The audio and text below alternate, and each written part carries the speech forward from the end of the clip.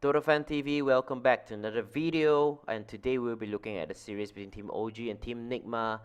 As an OG fan, another devastating loss. I don't know what to say. It is really quite painful to watch. Let's jump straight into the video. Another loss today. It is our third loss of the season. I think the first one was against Alliance and then Tundra Esport, and then now against Team Nigma. I have said in the previous video that I think Team Nigma is the favorite, but I don't expect us to not even put up a fight. It almost felt like both the game was very much a stomp. I know the team are probably trying, but it really feels like everyone is not in their day. None of them. I don't know whether the game was played early in their end from Europe time. In Malaysia time, it's fucking 3 a.m. and it feels like the players are not even awake to play the game yet. A lot of the time feels like they are very passive. It almost feels like a reverse TI9, honestly. Throughout both the series, it's very stompy. Just got rolled. OG just got rolled over by Nigma. Um, and maybe we can just take a very, very quick look at the draft of both the game, right? Before we go slightly deeper into it. Just look at the first game. OG have the Medusa, and then they kind of playing the 4 protect 1 kind of thing, which is a very OG thing to do. They like to play the 4 protect 1. Um, but to be honest, it's the first time I've seen Ana play Medusa in a long, long time, especially in a competitive game. And it feels like, okay, maybe when this was picked, I kind of feel like, okay, actually, OG playstyle is 4 protect 1, and Medusa is kind of always surround. It's always the kind of game where you really want to play 4 protect 1. But when I look at the way it was played out, it was clear to me that the team are probably not that comfortable playing around the Medusa. Um, and looking at this, I think let's just look into the scoreboard. I don't think there was any point OG was having a lead. Yeah, there's no lead at all from them in terms of goal. It was just Nigma all the way. And if you look at the draft that was created from Nigma side, they have so many answers to the Medusa, right? They have GH on the Clockwork and Miracle on the Tiny. That is very all about gap closing. They can just lock down the Medusa, and then they have this Darkseer which can use the wall. So the stronger your Medusa is, the stronger the illusion of the Medusa is. And then at the same time, even if you want to drag the game out to super ultra late game, right? You have this Terrorblade in ILTW, which will just on par with you. If you farm a lot, the Terrorblade is gonna farm a lot as well, and it's very difficult to just say Medusa will out carry a TB. I don't think that is the case. And I believe ILTW even adjust his itemization a little bit. I think he went Diffusal Blade in this game to burn the mana of Ana Medusa. It is a storm beyond, like, I think 15. It doesn't really feel like OG stand a chance at all in this game. And if you look at the structure of the draft as well, it feels like if I cover the team name, right? If I don't show you the team name and I ask you to guess which is Team OG and which is Team Nigma, it almost feels like it was reversed, right? I think in when Miracle was playing a position 1, um, Nigma always draft around out super 4 protect 1, and I think there are a few times they have let Medusa uh, to be played by Miracle as well. And then on this other side, you have Miracle playing the tiny mid this time, but it was usually Thompson that kind of, that play this hero that was very active on the roll, and it was it's all about the early game momentum and so on. But and then you have obviously the mind control Darkseer, which is a popular hero for SEP as well.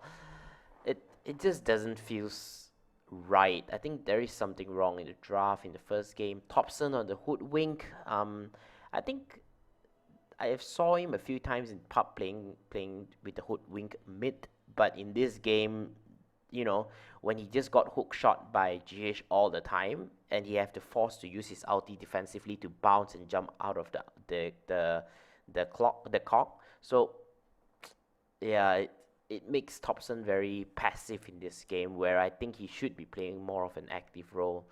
Um, And even when we go to the second game, we can see that whatever I've highlighted earlier, it feels like it is also kind of repeated in the second game. So when we look at the second game as well, it just feels like Team OG is so passive in their draft, and then Team Nigma is so active in their draft. It is, again, like I said, a very reverse TI9 kind of vibe, right?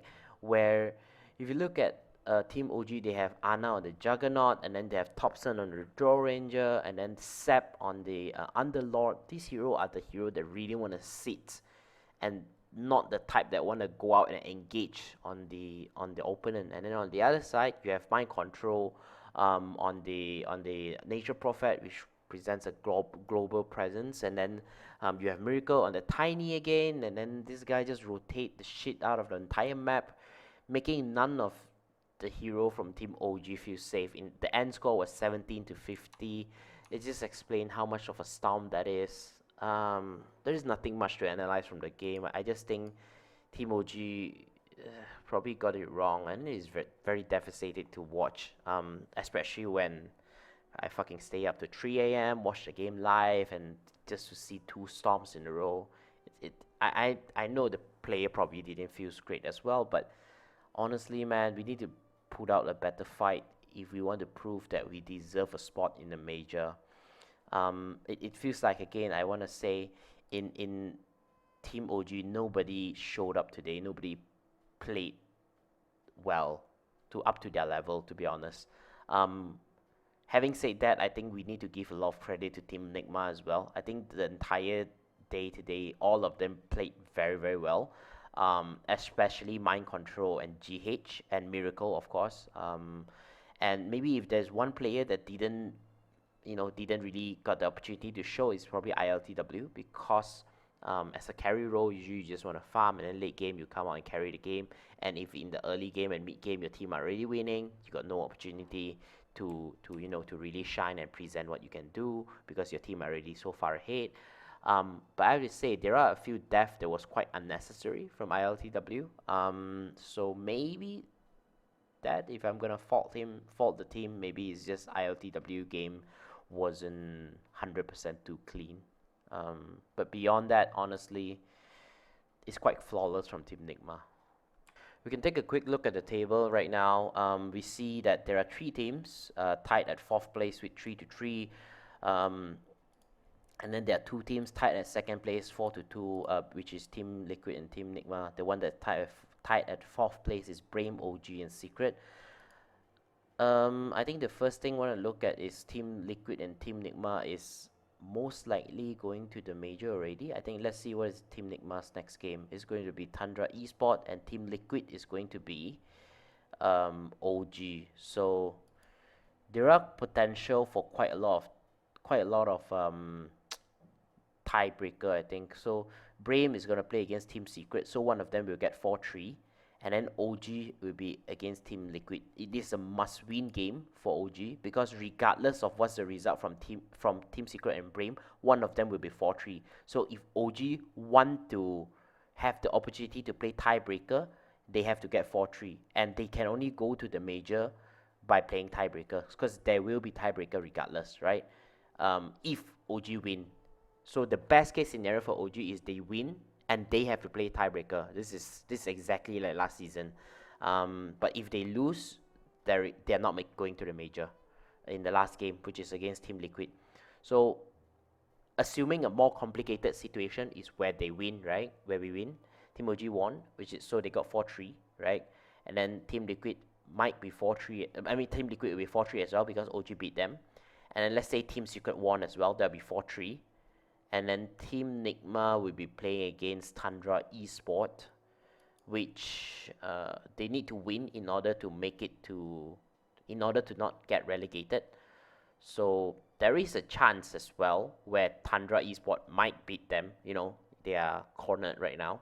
So assuming that's the case, we have a 1, 2, 3, 4 team sitting at 2nd place with 4-3. So Team Liquid, Team here, and then Team OG, Team Secret. Yeah, 4 place between 2 to 4th. And So basically 4 team tied and only 3 teams can go to the major. And the standing is very important as well, because I think if you are third and fourth, you have to play tiebreaker, I believe. So yeah, those are the things. You have to play wild card, not tiebreaker. Sorry, if you are third and fourth place, you have to play wild card. A very very big week ahead for all the teams, especially Team OG, because they already didn't make it to the first major.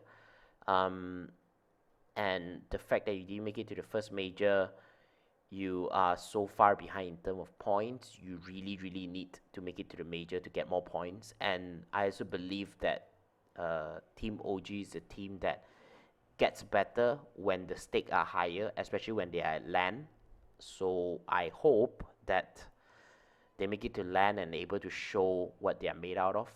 Not necessarily win, but maybe get top 6 or something would be really really good for the team morale, for the fans. Yeah, let's see. Let's, finger cross. Hopefully they win. Even if they win, they probably still need to play tiebreaker. Maybe more content from my side, but it is very scary to be in. Last season, we were in the tiebreaker and we didn't make it.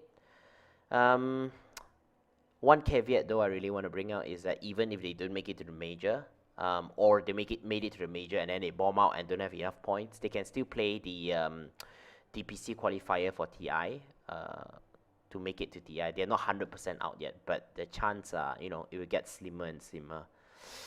Need to step up. They cannot afford to have another day like what we saw earlier today, where none of a team show up. They have to have a better plan, I think.